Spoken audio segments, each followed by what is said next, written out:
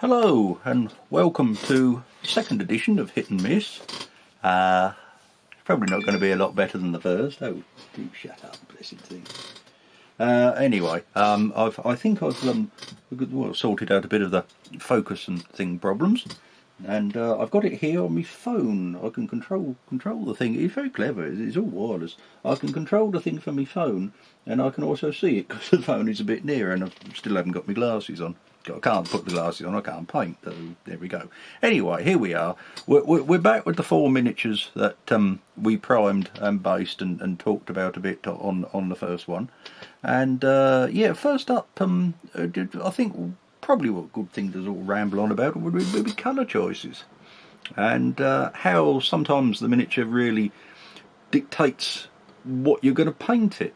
Sometimes you can go a bit more freestyle. And this is a good example, this chappie here, of basically being told the colours that you're going to use. He's a knight, he's armoured, and therefore there's going to be a lot of metallics, a lot of steels and bits and pieces and things like that. He's got quite a lot of chainmail on, and that of course is metallic as well. He's got a nice big axe.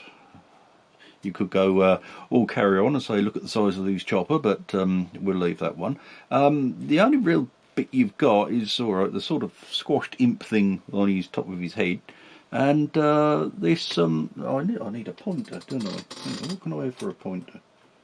I wish I'd planned these things.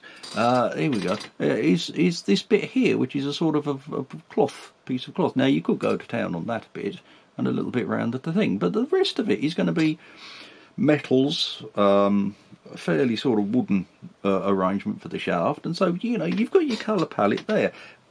Of course, the clever Isaacs will be saying, well, hang on, there are metallics and there's non-metallic metallics, NMM. Well, yes, there is, but I'm not clever enough to do NMM.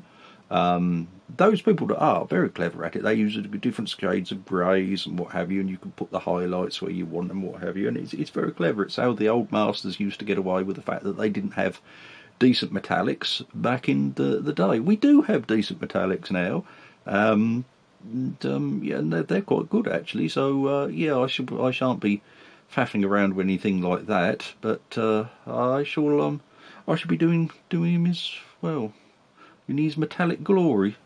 I can't make out why he's got ordinary soft shoes on. You'd think with the rest of him, and then he's got little leather shoes. But anyway, I didn't sculpt him. I think probably one of the Perrys did. It's not on his base. I did have a look before I put him on. Normally they used to scratch in an AP for Alan or MP for Michael. How they could tell each other apart. So yeah. So anyway, so that's that. So that sort of tells you that. And then there's a transition-y sort of thing. Hang on. Come right across shot. There he is. Now, I hope this. Oh yes, that's quite good. See, I'm looking at my phone there. See how good this is. Cool. The production values are absolutely astronomical. So here we are. This is the musician from Bugman's Dwarf Rangers. I haven't got a full set of the Dwarf Rangers. I've got a couple kicking about somewhere that I've done, and I've got the standard that I've done, but this chap and Bugman have yet to see the paint table. This one gives you a little bit more idea of, all right, perhaps what you'd like to paint him. Again, he's got probably a leather tunic with studs, and the fur bit round the bottom, which was very big in Citadel in 84, 85. They got quite good at that.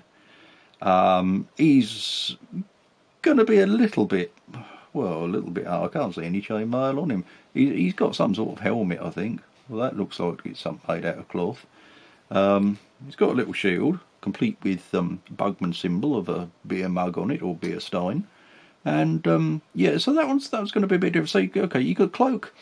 You want to tie it in, probably they're all a regiment, so it wants to be roughly the same sort of colour if you're painting a regiment. The tunic part, which parts the armour, is probably going to be a fairly stiffish leather with studs, just to make it look a bit more difficult. I mean, it's not going to stop much, is it really? I mean, you get determined goblin with even a half blunt arrow, it's going to go through that. But there you go. I don't think they're a very wonderful regiment. The original Bugman ended up dead. So it does tell you something. If he'd been wearing plate mail, perhaps he'd have still been with us. Of course, they brought him back with artistic licence, and he's now with us and runs a bar up at GW World in Nottingham. Yeah, anyway, that's when it all started. So that one gives you a bit more scope, you know, for different sorts of colours and things. And then, of course, we got the halflings. Here we are. There's, I think that's Samwise. And that's latter years Bilbo. Oh yeah, it's all still looking all right, isn't it? Yeah, I've got pleased with these. It's a one up from the last one. And here, of course, I mean, Bilbo's carrying books and bits and pieces and things. I mean, the satchel is probably going to be leather. The hat you can go to town on. He's got a couple of feathers sprouting out the top of it. It's a peculiar thing. That's a feather and that's a feather and that's the actual point of the hat. You'd thought it'd be good the other way. Anyway, I never sculpted it. Again, it's down to the Perrys. But, you know, it gives you a bit more scope. You can go quite a bit with colours. I mean, this is Elder Bilbo, so he's had his small vintage gold by that time, so he's bought some pretty good gear over the time, so he's going to be quite well heeled. This is Samwise, who always seemed to be the working class of the Hobbit fraternity. Yeah, he's busy. He's got his stick there. I think he's. I mean, I'm making this up. If it isn't Samwise, somebody's going to write in and say. But he's got his bedroll there and his big thing. So you know, you can sort of start getting an idea of where you're going to go with colour schemes, as opposed to me just rambling on. And all right, how it's going to start pulling together. It's a good idea just to think about what you're going to paint on the miniature before you start, because it's great. Oh yeah, I've got to do this one purple and what have you, and then suddenly you think, oh, hang on, you know, well, we can't do it all purple, and you know, this doesn't quite work with that, and oh, I start putting black with it. Oh, doesn't it bring it down? And you know, it just a few moments just to sort of spend thinking about things beforehand is really quite beneficial. So there we go. So they're the hobbits. So we'll put them back there. So, what I'm going to start with is old Chaos Knight chappy here. And as I say, it's mainly going to be steels. Now, of course, the steels are all different things. Steel can be bright silver. It can be very dull. It can be rusty. There's all sorts of. Oh yeah, it's still there. Yeah, it's still there. I'm going to begin doing so because I'm sort of jumping between the two. But what you've got to do is it can all look very bland if you do it all the time. So helmet is probably going to be fairly well handled and things, so that's going to have a bit of shine to it. And it's got some nice edges, so you can put some edge highlights there. Chainmail, because of its nature, it's got little holes in it and what have you. You generally do that a bit darker. That's going to be for his arms as well. He's got little protective, I don't know what you call them, little protective doobries there. We'll use the technical term. The gloves are going to be, I think, a thickish leather. And then, of course, you've got the main part of the coat, which looks to be a heavy leather with metallic overlays over the top of it. Just have a look. I'll put the Optivisor on. Have a squint at it. Yeah. Yeah, I would go with that. So we've got sort of metallic plates going over, and some of these have got studs on, as you can see, and bits and pieces, which you can pick out in different colours. So the idea is, although it is mainly metal, you make the metals look as different from one another as you can, while still sort of looking realistic. So, without further ado, we'll start having a look at this. So, what I'm going to do, I mean, you don't need to see me sit and paint, so I'll turn it off. I'll bring the camera back on in a minute. But I'll put down some of the metallics, as I've said, the brights, the darks, and what have you, and you can start to see my idea, anyway, of how to build the thing up. So, all right, hang on a minute. I shall be back in a mo.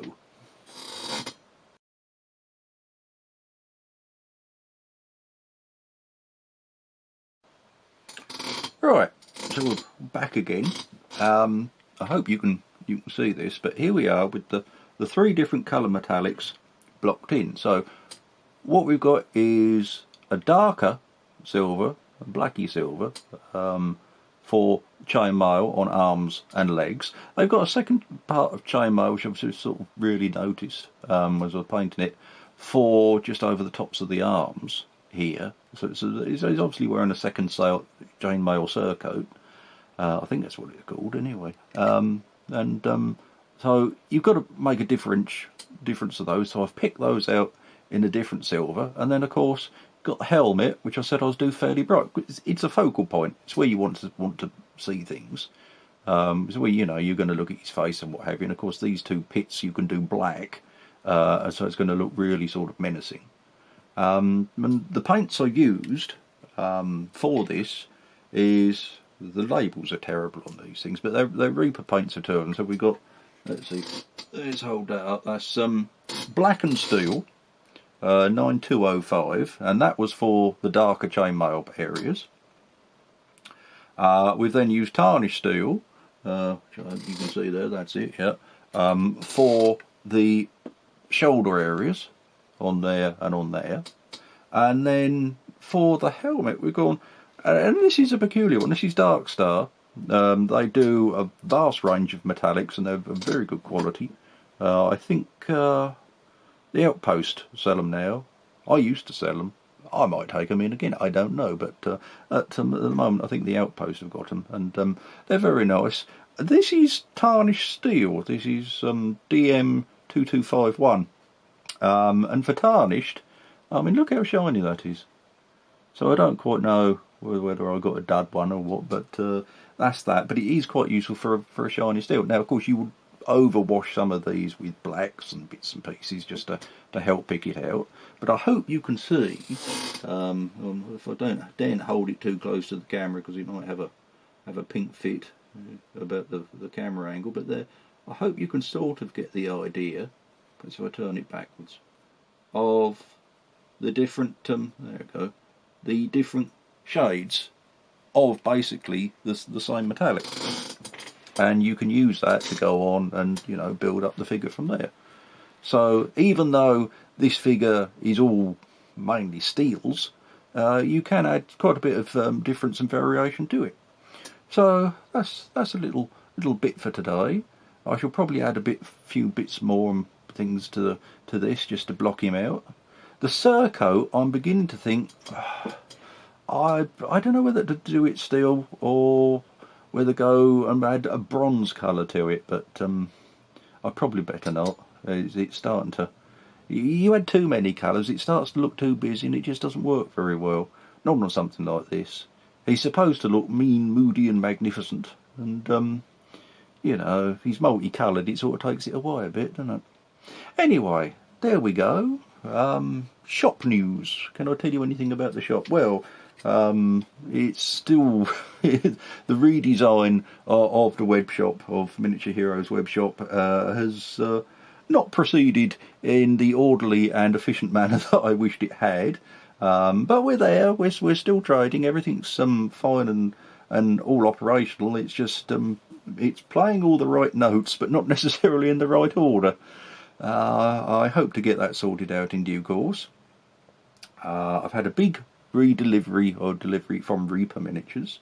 I've got an awful lot more of there now out of production ranges. If you didn't know, they've had a big cull of their metal ranges. Dark Heaven Legends took the main brunt of it. It's some of the rest of it is Warlord. There are some Chronoscope and a few of the Pathfinders. The bigger ogres of the Pathfinders have bit the dust. Whether these miniatures will be coming back in plastic, I don't know. I don't think they're going to go in bones. Reaper have got such a vast catalogue that I think they can basically afford to say, these are slow sellers and what have you, and we sort of no longer want them anymore. So I've got them. I've got the UK stock of the things, and more will be added to the shop over the coming days. As I say, there's a lot. You can't see it here. I might take a picture and drop it in, but there's a heck of a lot of stock. It's going to take me days to wade through it all. But I shall get it all up in the shop, and I hope to build a out of production section so that you can come and have a look. There's some very nice giants in there. There's some dragons, all manner of other figures, demons, devils, all sorts of stuff. You know, they've really gone through the catalogue. I know when I went through my inventory with what they sent me that was going out, there was about 800 codes that are being deleted, and once they're gone, they're gone. So if you want a large metal hill giant, and they're becoming very rare to find now, you know, it's going to be a case of snap one up, otherwise it won't be there. Of course, they make very large plastic hill giants as well, but if you want a metal one, if you're old school like me, well, metal is always the way to go. Yeah, probably put it in a newsletter, which you can sign up for down on the shop as well. Or, you know, I might do another little video, I might show you a few bits and bobs. But apart from that, yeah, things just progress. Weather's not been too great as usual for February, and yeah, a shout out to our new subscriber. You knew who you are, know who you are. If you can like and spread this as far and wide as possible, it's always nice. It's not as exciting as Mort's videos, which he's probably working on something right now. He's a creative chap. He's been making a load of scenery from edible things, and it's come out really well. He's been showing pictures of it. Pasta. Makes very good sort of, if you get the right sort.